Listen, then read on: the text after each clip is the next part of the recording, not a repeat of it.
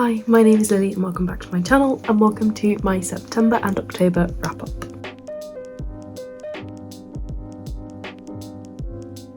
So in September I read 9 books and October I read 7.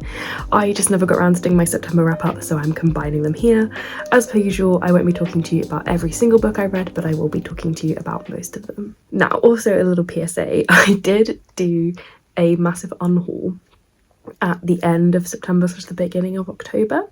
So some of the books that I'm going to talk to you about have actually already unhauled them and they have already gone to the charity shop, so they will appear on the screen next to me because I don't own them anymore.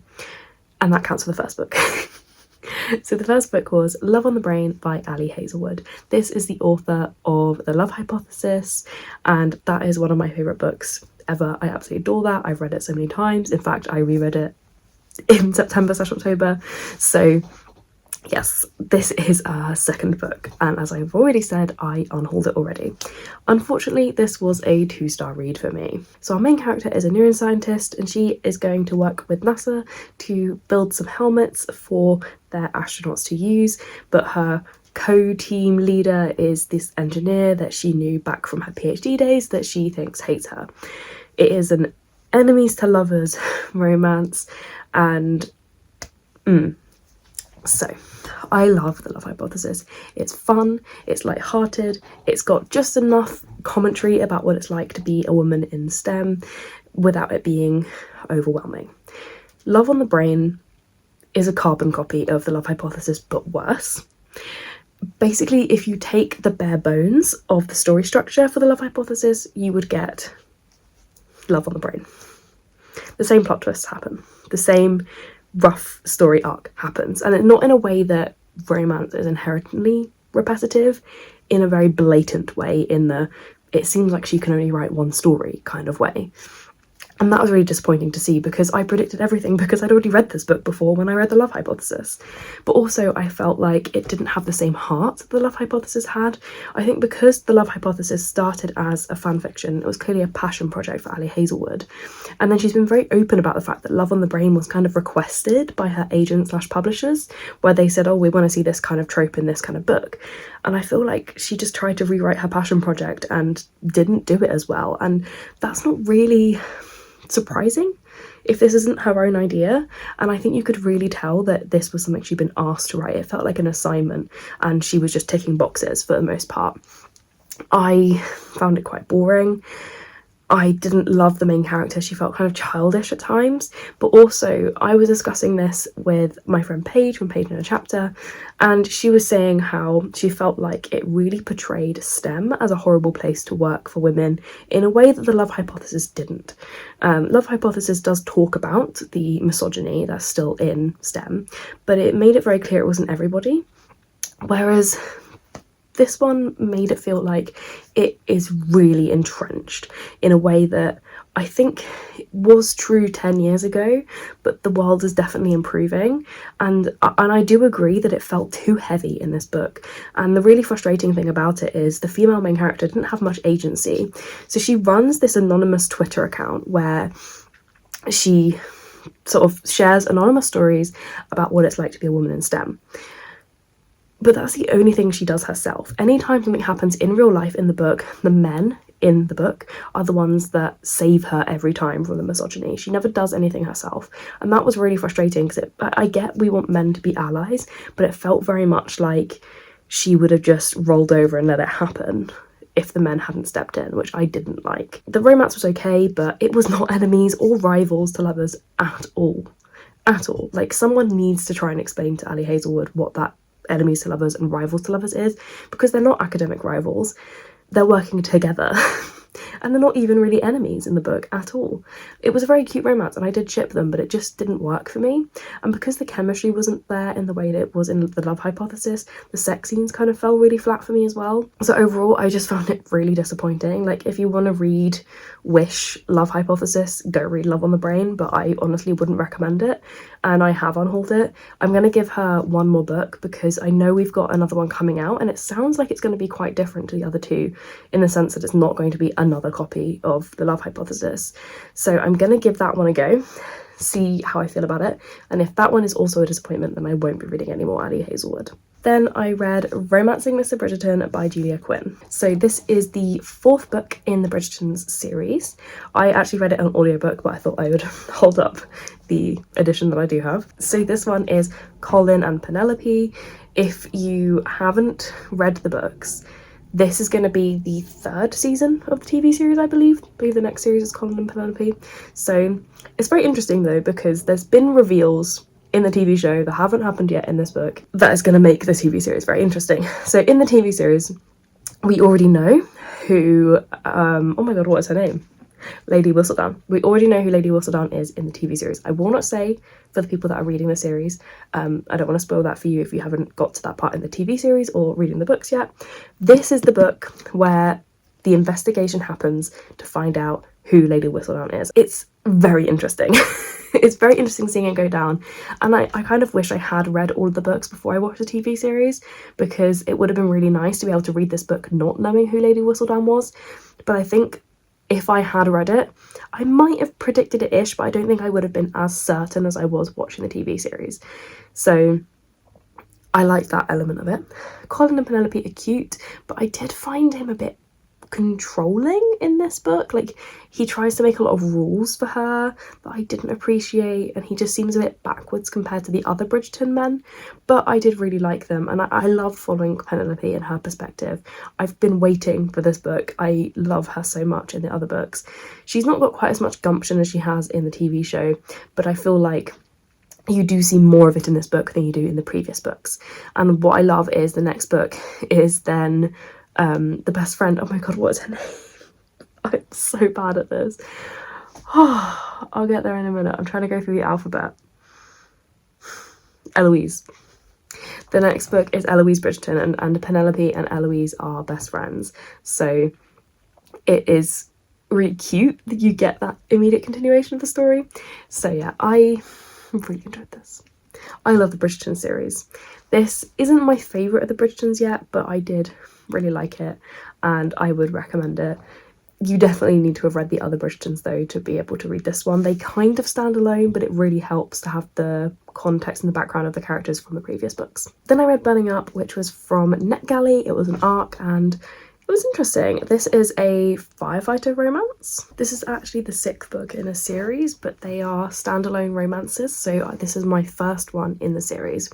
I will say you could tell in the book there were moments that were callbacks to previous books that you do feel like you're missing out on what's going on here, but it's not in a way that ruins my enjoyment of the book. So I still thought it was a good standalone. I didn't feel like I was missing too much. So that one's about a divorcee named Felicity who ends up winning a date in an auction with a sexy New York firefighter. That New York firefighter is Noah, who hasn't been in a relationship for a really long time because his focus has always been on pleasing and looking after everyone around him after his father died in 9/11. And it is then them deciding to fake date so that Noah can help teach her how to date again after being divorced. But of course, it gets steamy and sparks fly, and I really loved it. This was a 4-star, mostly because I did feel like it would have helped if I'd read the other books, but also it did miss a little element. It didn't blow me away, but it is a good, fun, easy romance. If you like a bit of steam, it's in there, but it's not the whole book. And I really like the character progression we get from both of them. We get to see Felicity kind of come into herself and learn to be herself again after this divorce, and you also see Noah learn to put himself first and to not always rule his life around looking after everyone else, and that is really nice to see. Then I read Rebel Skies by Anne C. Lynn. This is a YA fantasy, and I gave it 4 stars. This one I enjoyed so much. It didn't quite have that vibe that gave me 5 stars, but it was getting pretty close. So this one is a Japanese-inspired fantasy, and it is in a world where people have the magical ability to control and manipulate paper, but those people are kind of outcast and mistrusted in this world. And so our main character is one of those people who's able to control and manipulate paper, but she's hidden it her whole childhood. Then the place that she has grown up gets attacked, and this man comes and says, I can take you away and you can come and learn to use your magic with me. And so he takes her to this ship, and basically what this ship does is they go around and they hunt the wild paper animals that are attacking places in the country. So they go and they destroy these paper animals, and they take their cores to the royal family for ransom, basically. And that's where she learns to wield her paper magic to fight the wild paper magic creatures. But she's also on a mission to save her best friend who has been injured. It's so good. And it's so unique. I will say this felt like it sat on the younger end of YA. There's no romance in this book, so it's definitely appropriate if you don't want any romance in your fantasy, but it did feel on the younger end of YA. It's not like Caraval, it's definitely the younger end. And I think that's quite good because it'd be a good bridging book, I think, for children who are kind of getting out of the middle grade and into the YA. So perhaps if they finish Percy Jackson, they want something a little bit more, this would be what I would recommend next. And I just thought it is such a unique idea. I know it is based on Japanese mythology, and so this is a thing in Japanese mythology, but the way it's written and the way it's presented is very unique, and I thought that, you know, we don't have many books about this kind of magic, and I love that she brought that out to us. I cannot wait for the next book. I love the main character. She was really sweet, but also a little bit unreliable, which I enjoy in a fantasy because she's quite trusting as a main character, and you're there as a reader trying to pick apart what she's saying to see, should I be trusting every single person that she is now trusting? I love the magic system. It could have been a little bit better explained, but I think that might come more in later books as the main character learns more about her magic. And I thought the world was very interesting. The glossary was well used by me because the author doesn't really explain a lot of things that are Japanese cultural things like clothing, food, so that's all in the back of the book if you need it, and I really appreciated that. Yeah, I love this book. If you love a little fantasy that is quite small and will blow you away and will just take you on this journey in a completely different world, it's just so good. It's so good. I love skyships, I love unique magic systems, and I just completely felt sucked into the world every time I read this book. Now we're on to a completely different vibe, and that is The Perfect Child by Lucinda Berry. This is a psychological thriller, and it's definitely adult. This is about a doctor and a nurse who are a married couple. They both work in the same hospital. The nurse works in the ER and the doctor doesn't. One day this young child gets brought into the ER, and she is clearly had a very horrible upbringing, is clearly very abused, and she seems to create this connection with the male doctor. And so he then convinces his wife, the nurse, to let them be her foster parents so they can foster to adopt her. But the mother is trying to say that something is a bit strange about this child, that she feels like she's connected to the husband but not the wife, and that something sinister is happening here. And it's this tension build up of what's really happening, what's the secret with this child, what happened to this child's mother who has not been found yet, and basically why is she reacting very differently to the mother and the father in this situation. So it's told in a split POV between the mother, the father, and then there's a police interview with their social worker who they become very close to. And I really loved that perspective because from the social worker interview with the police, you know something bad is going to happen, but you don't know what is going to happen and who's going to get hurt in this book. And then from the parents' perspective, you see from the father's perspective how much he loves her and how clouded his judgment is. And for the mother's perspective, you get to see this slow, sinister build-up of what is happening with this child. It's really good. So this is also available in Kindle Unlimited, and I really highly recommend it. I've really recommended it a few times in other videos on this channel, and I don't read a lot of thrillers, but this one really got me. The author is a child psychologist, so she has drawn on her knowledge and experience to create this book, and I think you can really tell there is some discussion in the book of medical and psychological stuff, but it's not in a way that I think is inaccessible. So if that's something that appeals to you, it's really, really good in this book, I think. And yeah, I didn't really see it coming, what happened at the end, because you know something's going to happen, but I didn't predict what happened, and I think that's quite cool. So yeah, if you are looking for something a bit different, this is one to pick up. Next up was another 5-star read for me, and that is Where the Drowned Girls Go by Shauna Maguire. So this is the 7th book in the Wayward Children series, and it is one of my favourite series of all time. I absolutely love it. I think I rated everything except the previous book to this one 5 stars. So this is another 5-star, and I loved it. This finally lets us explore what happens to the children that go to the other school. So the premise of this entire series is children in this world find doors to other universes. These universes have different alignments, whether they're chaotic or very highly ordered, and whether they're good or bad, and all the universes fit into different parts of that alignment. And then basically these children come back. For some reason or another, they end up coming back through the door into the real world. And it's about what happens to them afterwards for the most part. And so far in the series, we have seen all the children that have ended up in the place where children go if they want to go back and they don't want to forget. But it's always been spoken about there being a second school that children can go to if they do want to forget and they don't want to go back through their doors. And this is about one of the students going to that school. So she is initially at the school where children want to remember, and it's about them trying to embrace the parts of themselves they found in these universes and not forget them. But she's struggling, and she's been in previous books, we've seen her before, and she was a mermaid in a world that was quite evil. And in her previous travels, in the other books, she ends up going into someone else's world, and there these people called the Drowned Gods have kind of become attached to her, and she keeps hearing them. She can't not hear them, and she feels like they want to take her back. And so she asks to be sent to the other school where she should forget about her past, so that hopefully if she can disconnect herself from these doors and from these other worlds, the Drowned Gods will let her go. And the headmistress is very against sending her, but she goes, and it is very interesting. The school is quite twisted and quite dark, and there's a lot of bad things happening at this school. And it's kind of about her realisation that she probably shouldn't have come here, and how are they going to escape.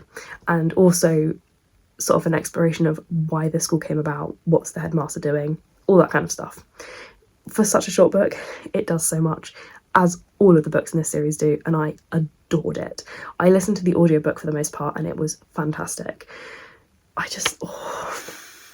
The main character is amazing. We get one of my favourite characters from the previous books comes back. Also, the previous book in the series, Across the Greengrass Fields, I think it's called. That book was actually the first one where it was entirely before the student comes back from the world. So that one followed a girl going through the door into this world with talking horses, and it follows her time in that world before she comes back. And I think at the end of the book, she comes back through the door. We finally get to see what happened to her in this book, and that is really interesting as well.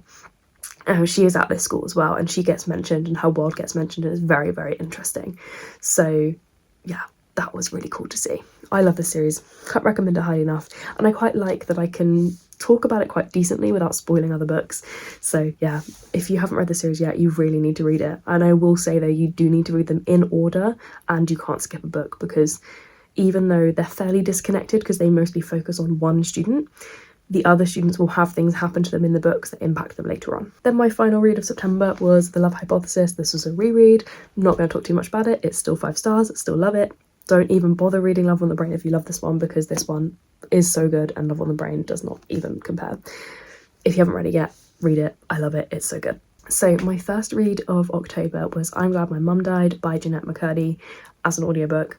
It was 5 stars, and it's one of the best books I've ever read, and it's gonna be one of my top books of the year, like right at the top of the list. So this is a non-fiction. It is an autobiography from Jennette McCurdy herself, and it tells the story of her upbringing and her mother. So she is Sam from Sam and Cap and iCarly. That's who she played. You probably know her from other things as well, but that's her most famous thing. So she was on Nickelodeon basically as a kid. This is her telling her story of how her mother got her into acting as a child, and how it progressed, how it continued, and also how it affected her into young adulthood. And it's about the abuse she faced from her mother, the mistreatment she faced on sets as a child and a teenager, and also about the addictions and other things that happened to her afterwards as a result of all of this trauma. Oh boy, is it emotional. I cried I cried at one point. It's at the point where she starts discussing the moment she realised that her mother was abusive and that her childhood was not normal. That really got me. It really did, because she chokes up in the audiobook when she's discussing it, and you can tell there's a break where she had to stop recording and start again, and that got me. And I imagine if you're quite an emotional person, this book will get you, because there's so many moments in this book that are just so harrowing, but it's such an amazing read. She is an incredible writer. She says in the book that she actually prefers writing to acting, and it's what she's hoping to continue doing, and there has since been an announcement that we're going to get more books from her, and you can totally tell she was meant to write, and I'm really excited that we're getting more books from her. And yeah, it just is one of the best books I've ever read. The audiobook is so good. If you can listen to that, I recommend that too. But the physical book, I'm sure, is also amazing. It just is such a compelling story that she's written. And it's not that you forget that it's her life, but she tells it in a way that it's like a story. And so you get very drawn into this, and you can really see it happening, and you can see how she grew up and didn't realise that what's happening to her was wrong, and why she got sucked into so many bad situations. So it's just so good. If you don't know her, you can still read it and really appreciate it, because I never watched iCarly, I never watched Sam and Cat, so I don't really have a connection to her outside of this, and I still really got the impact of the book. Then I read another book that I have sadly unhauled since I read it, and that is You've Reached Sam by Dustin Thau. This is a YA contemporary, and unfortunately I gave it 2 stars. I'm really glad I read it, and I would have always wondered if I'd liked it if I hadn't read it, but I did not like it. It was not for me. So this one is about a young couple called Sam, and I can't remember the girl's name, but she's the main character, and basically they're a couple, and at the beginning of the book we find out that Sam has died in an accident on his way to go and pick her up from the station, and it's about her grief, but she also discovers that if she calls his number, he can pick up from whatever kind of in-between place he is in, and she embarks on this kind of journey to keep calling him to keep their connection alive, but also learn that she can say goodbye again to him, because obviously she never got to say goodbye the first time. And it sounds like such an amazing premise, but it was just really poorly executed. I think a lot of people find the main character very annoying, and they don't like the choices that she makes, and they find her very selfish. But unfortunately, I think you can't judge how people grieve, and lots of teenagers would grieve that way. I don't think it was unrealistic. And even though I don't like what she did to a lot of the people around her, I don't judge it, because everyone grieves differently, and I felt like it was quite reasonable for her to grieve in that way. But I just thought the book itself was not amazing. So a lot of things aren't really explained. Like, they never explain how she can call Sam, and how that connection is made, and how it breaks, how it's lost, why it is getting weaker as the book progresses. There's a certain plot twist at the end with Sam's phone that is never explained or never really made sense, and it just doesn't hold up in a lot of ways for me, and I don't really understand why it got so popular. I also really didn't like that the other characters in the book were very much just devices for our main character's progression. You know, her friends will just appear for a chapter and then disappear for like half the book, only to reappear again with having had no development, no story of their own, just to be a device to give her some more advice again or something. It just felt like everything in the book was a device for her grief, in a way that the real life wouldn't reflect that. So I just think it wasn't actually very well written, and it is his debut, and I feel like it's one of those where if he'd had a little bit longer to work on this book, I think it could have been an amazing book, but it just was published too soon and needed more editing. And the final book I want to talk to you about are Two Wrongs Make a Right by Chloe Leese. So yes, this is another arc, and of course I loved it. It's Chloe Leese. I gave it 5 stars. So I think if I was being more objective, it probably would have been a 4-star read, but the vibes for me were 5-star, and the autism rep in this again was amazing, so I wanted to give it 5 stars because I loved it so much. So in this one we have our female main character who has just got out of a really messy relationship, but she hasn't told anyone in her life that she was emotionally abused in this relationship, and so her family and her friends are really desperate to get her dating again, and her best friend and her twin sister is trying to set her up with her own boyfriend's roommate. And then we have the boyfriend's roommate, who is our male main character, and he is super sweet. He is a pediatric doctor and he is a really sweet guy, but he's not sure he's ready to date because his ex, again, I think had a bit of a messy breakup. I can't quite remember. So they decide to fake date to get everyone off their backs, but in doing the fake dating they realise that they actually do like each other. And it is slightly enemies to lovers at the beginning because they do butt heads quite a lot, but it does end quite quickly, so it's not an extended enemies to lovers. And it is fake dating in a really good way. And I really loved it. It is really sweet and really funny. I liked the progression of it. I thought it was very naturally progressed, and I loved the chemistry between our two characters. So the female main character is autistic and the male main character has anxiety, and there's a really good balance between the two of them and the respect they show for each other and the way they adapt for each other. The reason I think really objectively it shouldn't be 5 stars is because I feel like the male main character's progression kind of suffered. There's a lot of talk about him having this abusive family and how he wants to distance himself from them, but it isn't really dealt with properly, isn't really explored in the way that our female main character's story is explored, and I feel like more could have been done to tell his story a bit better. But other than that, I really enjoyed it and the vibes were immaculate. So those are all the books that I read in September and October that I'm going to talk to you about. It was a really mixed month, and even the ones I didn't tell you about, there's a real mixture in there. So I think that's why I've been kind of slumpy, is because I keep having some 2 stars and 3 stars that kind of make me feel a bit slumpy. But the 5 stars that I've read were amazing, and I'm really hoping this is me getting back into the reading mojo. Definitely let me know what your favourite books of September and October were. I'd love to hear about them, and if you've read any of these books, let me know your thoughts on them as well. So thank you so much for watching. If you like this video, please give it a like and consider subscribing to see more content from me. All of my social media links are down in the description below, and if you'd like to leave me a comment to let me know you are here, leave me a little sunflower emoji in the comments below. Thank you again. Bye.